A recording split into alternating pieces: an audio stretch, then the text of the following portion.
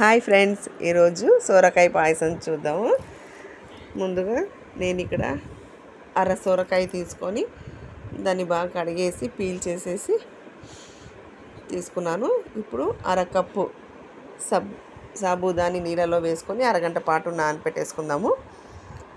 ఇప్పుడు సోరకాయని బాగా పీల్ చేసేసుకొని దాన్ని తురిమేసుకుందాము. మిడిల్లో సీడ్స్ ఉంటాయి కదా, అదంతా తీసేసి బాగా తురిమేసుకుందాము. తురిమేసుకున్న సోరకాయ ఒక కప్పు తీసుకున్నాను నేను. ఇప్పుడు స్టవ్ మీద కడాయి పెట్టేసి గీ తీసుకున్నాను.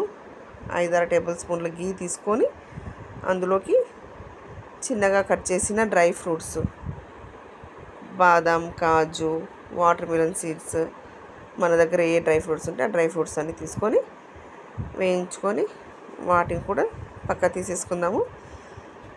ఇప్పుడు అదే కడాయిలోకి ఇంకొద్దిగా గీ వేసి చిన్నగా తురుముకున్న సోరకాయ ఒక కప్పు తీసుకున్నాను.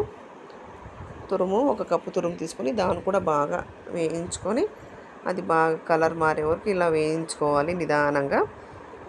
అందులోకి సబ్బియ్యం ముందుగా నానబెట్టుకున్నాం కదా, సబ్బియ్యం వేసి నేను ఇక్కడ మరిగించి పెట్టుకున్న బాగా 1/2 లీటర్ పాలు, గట్టి పాలండి ఇవి, వేసేసి బాగా మిక్స్ చేసేసుకోవాలి.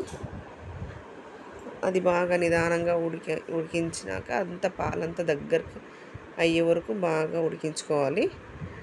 అందులోకి 1/4 కప్పు చక్కెర వేస్తున్నానండి నేను. ఇందులో కండెన్స్ మిల్క్ కూడా యాడ్ చేస్తున్నాను కాబట్టి అది కూడా స్వీట్గా ఉంటుంది. అందుకని ఇక్కడ 1/4 కప్పు చక్కెర తీసుకున్నాను. అందులోకి కండెన్స్డ్ మిల్క్, అది కూడా ఒక 4 టేబుల్ స్పూన్ అంతా తీసుకున్నాను. కండెన్స్డ్ మిల్క్ తీసేసుకొని చిన్నగా దంచిన యాలకుల పొడి అది కూడా వేసి బాగా మిక్స్ చేసుకోవాలి.